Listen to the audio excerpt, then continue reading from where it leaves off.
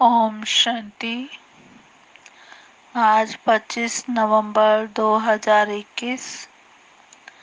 आज मीठे प्यारे बाप दादा के महावाक्य हैं। मीठे बच्चे, अपनी तकदीर ऊंच बनानी है तो रूहानी सेवा शौक से करो। सबको ज्ञान धन का दान करते रहो। ओम शांति। आज की मुरली का प्रश्न है, रूहानी बाप ऐसी कौन सी श्रीमत देते हैं जो आज तक किसी मनुष्य ने नहीं दी। रूहानी बाप ऐसी कौन सी श्रीमत देते हैं जो आज तक किसी मनुष्य ने नहीं दी।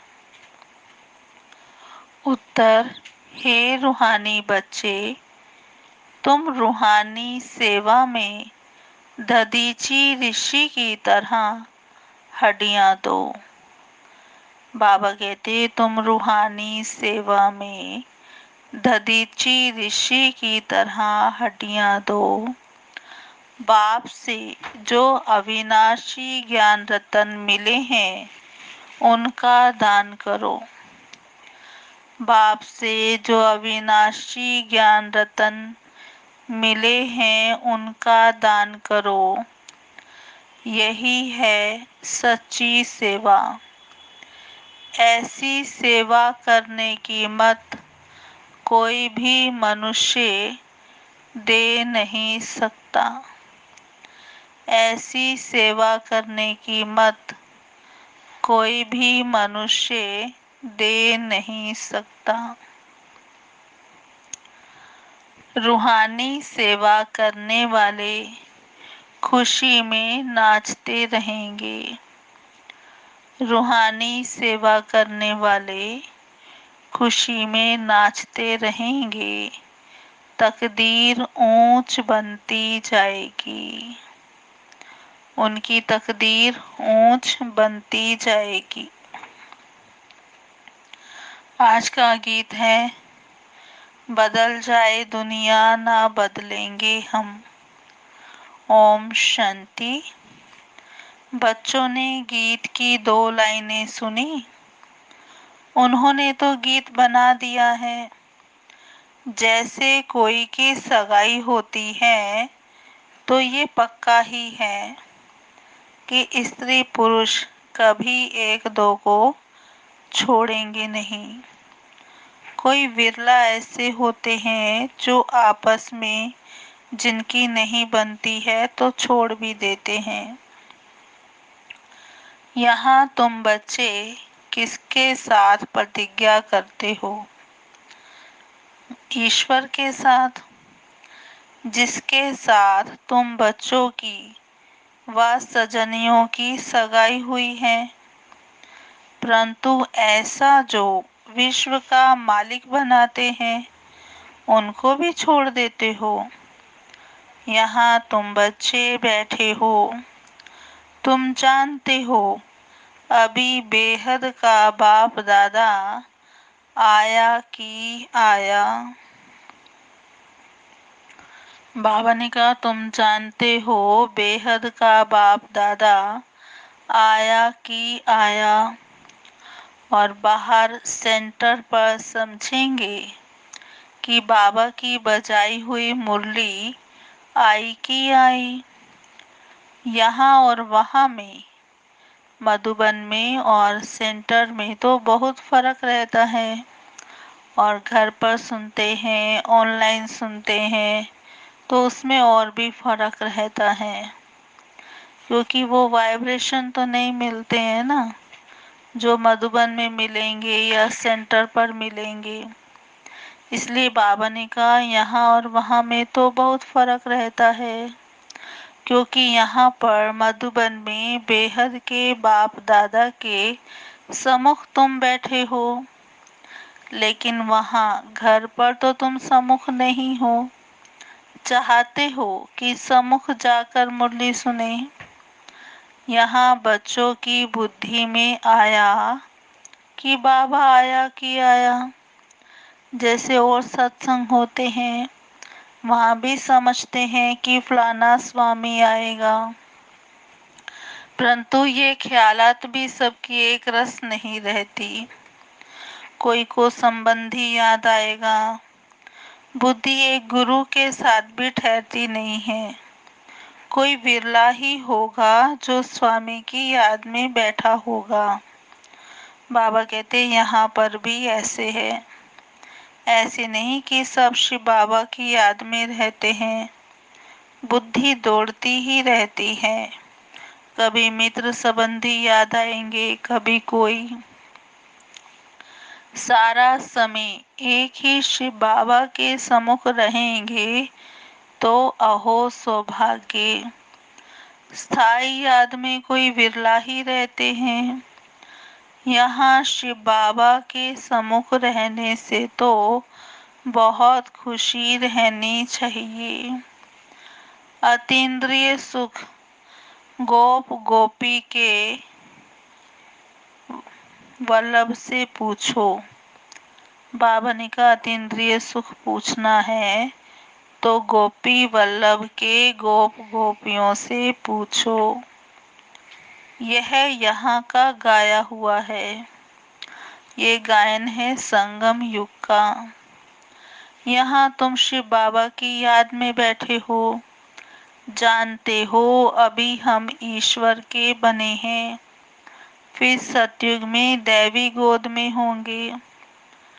बाबा कहते भल कोई की बुद्धि में सर्विस के ख्यालात चलते हैं कि इस चित्र में ये करेक्शन करें, ये लिखें, परंतु अच्छे बच्चे होंगे तो समझेंगे कि अभी मुरली क्लास में बैठे हैं तो अभी बाप से ही सुनना है और कोई संकल्प को आने नहीं देना है।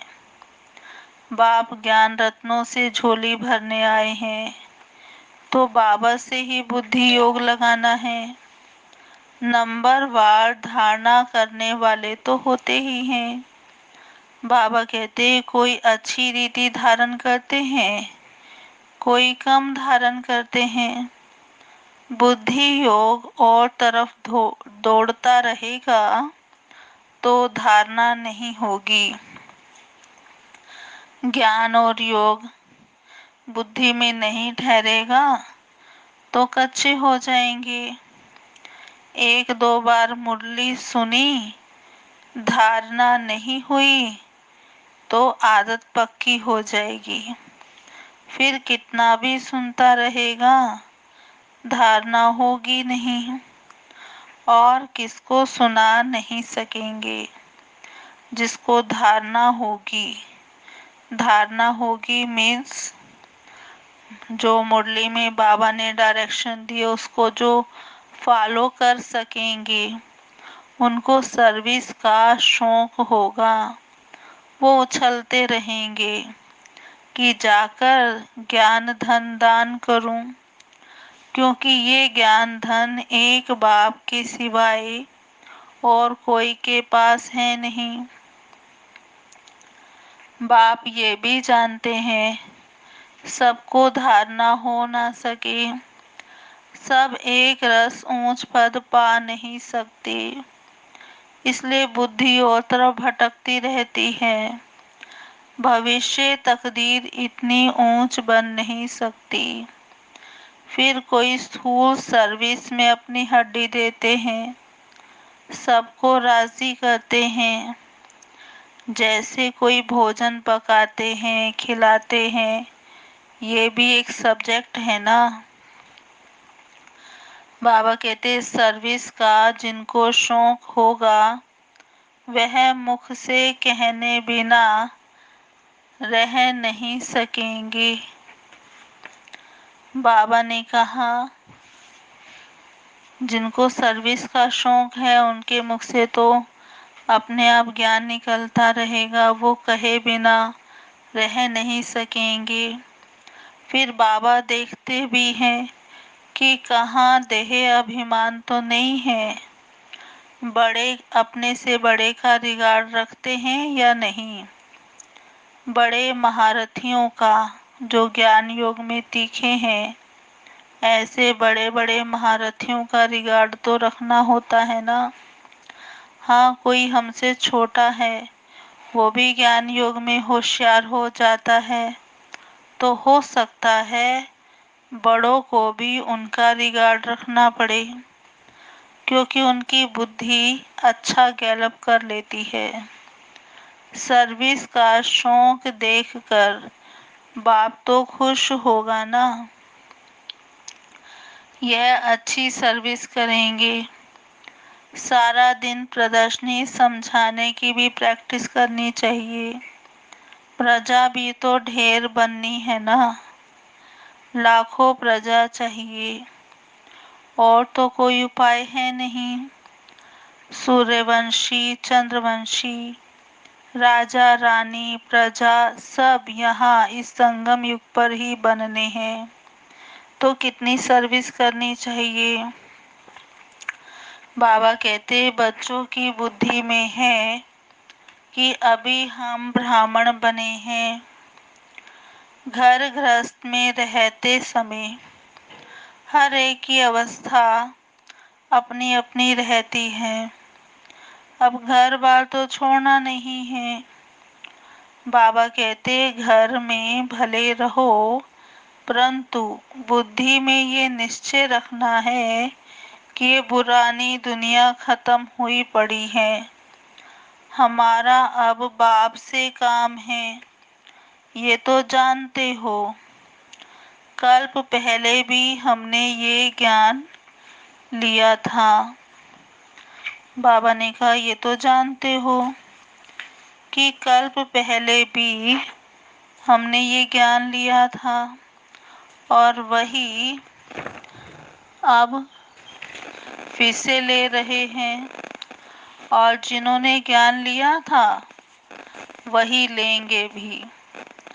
सेकंड बाय सेकंड हूबहू रिपीट हो रहा है। आत्मा में ज्ञान है ना, बाप के पास भी ज्ञान है। तुम बच्चों को भी बाप जैसा बनना है, ज्ञान की पॉइंट धारण करनी है। सभी पॉइंट्स तो एक साथ नहीं समझाई जाती है, इसलिए लक्ष्य पक्का रखना चाहिए। विनाश भी सामने खड़ा है, ये वही विनाश है। सतयुग त्रेता में कोई लड़ाई आदि होती नहीं है ना। शास्त्रों में भर लिखा है कि देवताओं और असुरों की लड़ाई हुई। बाबा कहते सतयुग त्रेता में कोई लड़ाई नहीं होती है, लेकिन अभी विनाश सामने खड़ा है। ये वही विनाश है जो शास्त्रों में लिखा है। बाबा कहते वह तो बाद में, जब बहुत धर्म हो जाते हैं, लश्कर बड़े हो जाते हैं, तब लड़ाई शुरू होती है। पहले पहले आत्माएं सतो प्रधान से उतरती हैं, फिर सतो रजो तमो में आती हैं। तो ये सब बातें बुद्धि में रखनी है कि कैसे नई दुनिया की राजधानी स्थापन हो रही है। यहाँ बैठे हो तो ये बुद्धि में रखना है। शिव बाबा आकर हमको खजाना देते हैं, जिसको बुद्धि में धारण करना है। अच्छे अच्छे बच्चे नोट्स लेते हैं, ज्ञान की पॉइंट नोट करते हैं। तो बाबा ने कहा नोट्स लेना तो अच्छा है, तो बुद्धि में टॉपिक्स भी आएंगी कि आज हम ज्ञान की इस टॉपिक पर समझाएंगे। बाबा कहते हैं हमने तुमको ज्ञान का कितना खजाना दिया था। सतयुग त्रेता युग में तुम्हारे पास अथाह धन था, फिर वाम मार्ग में जाने से कम होता गया, तो खुशी भी कम होती गई। फिर कुछ न कुछ विकर्म होने लगे और जन्म लेते लेते उतरते उतरते कलाएं भी कम होती गई। सतो प्रधान सतो रजो तमो की स्टेजेस होती है ना, सतों से रजों में आते हैं तो ऐसे नहीं कि फट से आ जाते हैं। तमो प्रधान से भी आहिस्ते आहिस्ते जन्म लेते लेते नीचे उतरते हैं। और तमो प्रधान में भी स्टेजेस होती हैं। बाबा ने कहा उसमें भी सतो रजो तमो स्टेजेस आएंगी, फट से तमो प्रधान नहीं होंगे। धीरे धीरे सीढ़ी उतरते जाते हैं, कला कम होती जाती है। अभी तो जंप लगाना है, तमो प्रधान से सतो प्रधान बनना है। इसके लिए टाइम बाकी थोड़ा है। गाया भी हुआ है, चढ़े तो चाखे बैकुंठ रस, गिरे तो चकनाचूर। तो बाबा कहते काम की चमाट लगती है तो एकदम चकनाचूर हो जाते हैं, हड गुड टूट जाते हैं। जैसे कोई मनुष्य अपना जीव घात करते हैं, आत्मघात नहीं जीव घात, माना आत्महत्या करते हैं, सुसाइड करते हैं।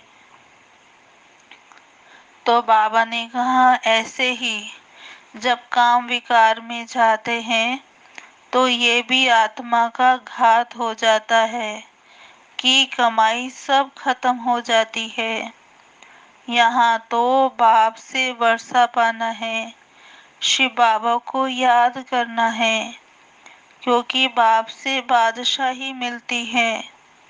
अपने से पूछना है कि हमने शिव बाबा को याद कर कितना भविष्य के लिए कमाई जमा की, हम कितने अंधों की लाठी बने। घर घर में पैगाम देना है कि ये दुनिया अब बदल रही है। बाप नई दुनिया के लिए राजयोग सिखा रहे हैं, सीढ़ी में दिखाया है। यह बनाने में मेहनत लगती है, सारा दिन ख्यालात चलता रहता है कि ऐसा सहज बनावे जो कोई समझ जावे। सारी दुनिया तो नहीं आएगी, देवी देवता धर्म वाले ही आएंगे। बाबा कहते तुम्हारी सर्विस तो बहुत चलनी है, तुम जानते हो हमारा क्लास कब तक चलेगा। वह तो लाखों वर्ष कल्प की आयु समझते हैं, तो शास्त्र आदि सुनाते ही रहते हैं। समझते हैं जब अंत होगा तब सबका सदगति दाता आएगा। फिर जो हमारे चेले हैं उनकी गति हो जाएगी, फिर हम भी जाकर ज्योति में समा जाएंगे। परंतु ऐसा तो है नहीं। तुम जानते हो हम अमर बाप द्वारा सच्ची सच्ची अमर कथा सुन रहे हैं। तो अमर बाबा जो कहते हैं वह मानना भी चाहिए। सिर्फ कहते हैं मुझे याद करो और पवित्र बनो, नहीं तो बहुत सजाएं खानी पड़ेंगी, पद भी कम मिलेगा। सर्विस में मेहनत करनी है। जैसे दधीची ऋषि का मिसाल है कि हड्डियां भी सर्विस में दे दी। शास्त्रों में लिखा है दधीची ऋषि के बारे में कि उसने अपनी हड्डियां भी सेवा में दे दी, अपने शरीर का भी ख्याल नहीं किया। तो बाबा कहते हाँ बच्चों को हड्डियां नहीं देनी है, लेकिन इन हड्डियों से सेवा करनी है। इसको कहा जाता है हड्डी सर्विस। और दूसरा है रूहानी हड्डी सर्विस। रूहानी सर्विस करने वाले रूहानी नॉलेज ही सुनाते रहेंगे, ज्ञान धन दान करते खुशी में नाचते रहेंगे। दुनिया में जो भी मनुष्य सर्विस करते हैं वह है जिस्मानी। शास्त्र बैठ सुनाते हैं, वह कोई रूहानी सर्विस नहीं है। रूहानी सर्विस सिर्फ बाप ही सिखलाते हैं। स्पिरिचुअल बाप ही आकर स्पिरिचुअल बच्चों को पढ़ाते हैं, आत्माओं को पढ़ाते हैं। बाबा कहते अब तुम तैयारी कर रहे हो सतयुग नई दुनिया में जाने की। वहां तुमसे कोई विक्रम नहीं होगा, वह है राम राज्य। वहां होते ही थोड़े से हैं, वह थोड़े मनुष्य आकर पड़ेंगे। अभी तो रावण राज्य में सब दुखी है ना। ये सारी नॉलेज तुम्हारी बुद्धि में है। नंबर वार पुरुषार्थ अनुसार इस सीढ़ी के चित्र में सारी नॉलेज आ जाती है। ये चित्र बनाने के लिए मशीनरी चाहिए। ये जो सारे चित्र हैं, सीढ़ी का चित्र, त्रिमूर्ति का चित्र, बाबा कहते इस चित्रों में सारी नॉलेज आती है, लेकिन इनको बनाने के लिए मशीनरी चाहिए। जैसे गवर्नमेंट भी रोज अखबारें कितनी छापती है, कितनी कारोबार चलती है, और यज्ञ में तो शुरू में हाथ से ही सारे चित्र बनाने पड़ते थे। तो बाबा को संकल्प चल रहा है कि अगर मशीनों से बनाए तो अच्छा है। फिर बाबा ने कहा कि अंतिम जन्म पवित्र बनो तो पवित्र दुनिया के मालिक बनेंगे। ये नॉलेज कोई के पास नहीं है। कहेंगे इस सीढ़ी में और धर्मों का समाचार कहाँ है। तो बाबा ने कहा वह भी इस गोले में, सृष्टि चक्र में सारे धर्मों का राज है। कि सारे जो धर्म है वो नई दुनिया में आते ही नहीं हैं, उनको तो शांति मिलती है। और जो भारतवासी हैं वही स्वर्ग में थे। भारत में ही बाप राजयोग सिखलाने आते हैं, इसलिए भारत का प्राचीन राजयोग सब पसंद करते हैं। इस चित्र से वह खुद भी समझ जाएंगे कि बरोबर नई दुनिया में सिर्फ भारत ही था। अपने धर्म को खुद ही समझ जाएंगे। जैसे क्राइस्ट आया धर्म स्थापन करने, इस समय वह भी बेगर रूप में है। सभी तमो प्रधान है। वह रचता और रचना की कितनी बड़ी नॉलेज है। तुम कह सकते हो कि हमको किसी के पैसे की दरकार नहीं है, पैसा हम क्या करेंगे। बाबा कहते आप कह सकते हो कि हमको किसी के पैसे की दरकार नहीं है। ये ज्ञान सुनो और दूसरों को सुनाने के लिए ये चित्र आदि भी छपवा दो। इन चित्रों से काम लेना है। हाल बनाओ जहाँ ये नॉलेज सुनाई जा सके। बाकी हम पैसा लेकर क्या करेंगे। तुम्हारे ही घर का कल्याण होना है। तुम सिर्फ प्रबंध करो और बहुत आत्माएं आकर यहाँ ज्ञान सुनेंगी। ये रचना और रचता की जो नॉलेज है ये बहुत अच्छी है। ये तो मनुष्यों को समझनी ही चाहिए। विलायत वाले भी ये नॉलेज सुनकर बहुत पसंद करेंगे। बहुत खुश होंगे। वो भी समझेंगे कि हम भी बाप के साथ योग लगाएंगे तो विक्रम विनाश हो जाएंगे। सबको बाप का परिचय देना है।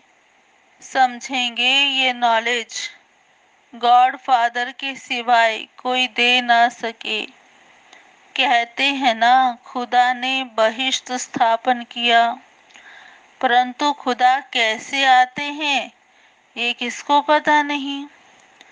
तुम्हारी बातें सुनकर सब बहुत खुश होंगे, फिर पुरुषार्थ कर योग भी सीखेंगे। तमो प्रधान से सतो प्रधान बनने के लिए पुरुषार्थ भी करेंगे। सर्विस के लिए तो बहुत ख्याल करना चाहिए।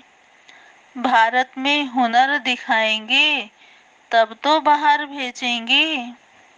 बाबा कहते सेवा का हुनर दिखाओ, कुछ करके दिखाओ, तब बाबा बाहर भी भेजेगा सेवा के लिए।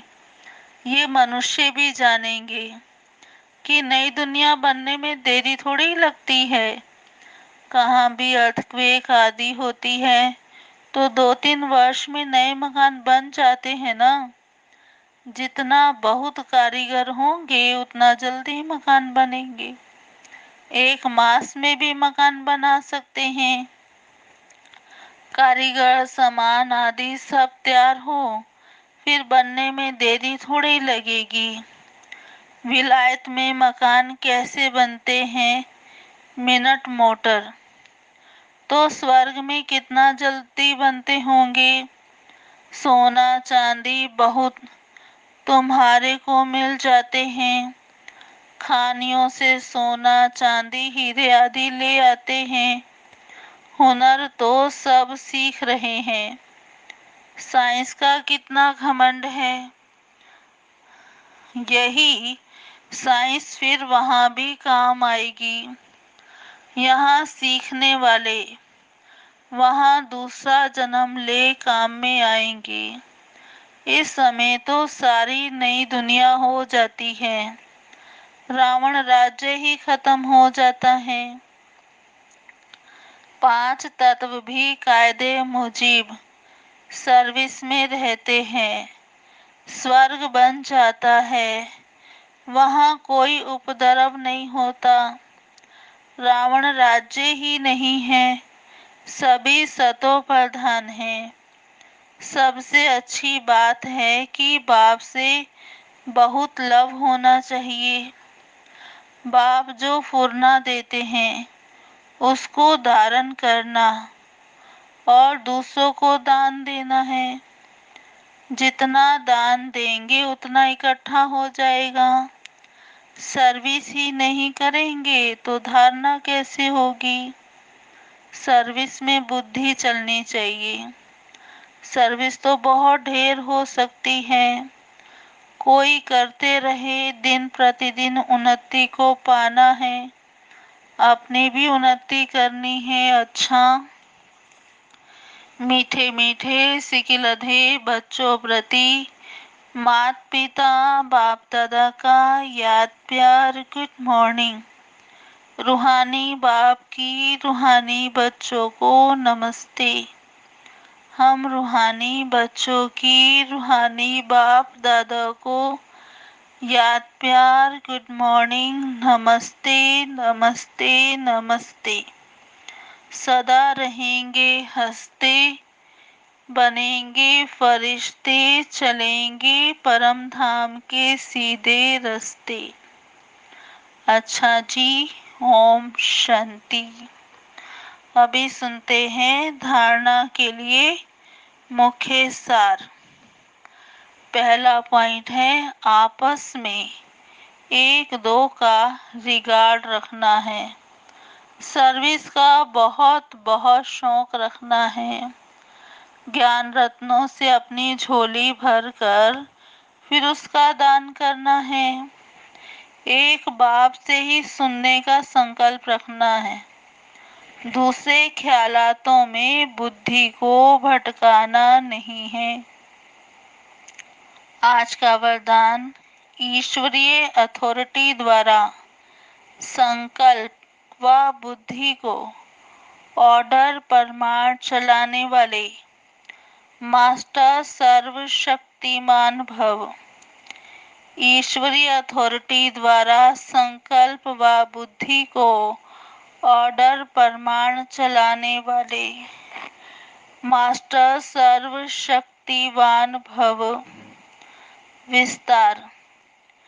जैसे स्थूल हाथ पांव को बिल्कुल सहज रीति जहाँ चाहो वहाँ चलाते हो व कर्म में लगाते हो, वैसे संकल्प व बुद्धि को जहाँ लगाना चाहो वहाँ लगा सको, इसे ही कहते हैं ईश्वरीय अथॉरिटी। जैसे वाणी में आना सहज है, वैसे वाणी से परे जाना भी इतना ही सहज हो। इसी अभ्यास से साक्षात्कार मूर्त बनेंगे। तो अब इस अभ्यास को सहज और निरंतर बनाओ, तब कहेंगे मास्टर सर्वशक्तिवान। आज का स्लोगन है, स्वस्थिति शक्तिशाली हो तो परिस्थिति उसके आगे कुछ भी नहीं है। स्वस्थिति शक्तिशाली हो तो परिस्थिति उसके आगे कुछ भी नहीं है। अच्छा जी, ओम शांति। ओम शांति। आज की मुरली के स्वमान, मैं आत्मा सजनी हूँ। मैं आत्मा सजनी हूँ।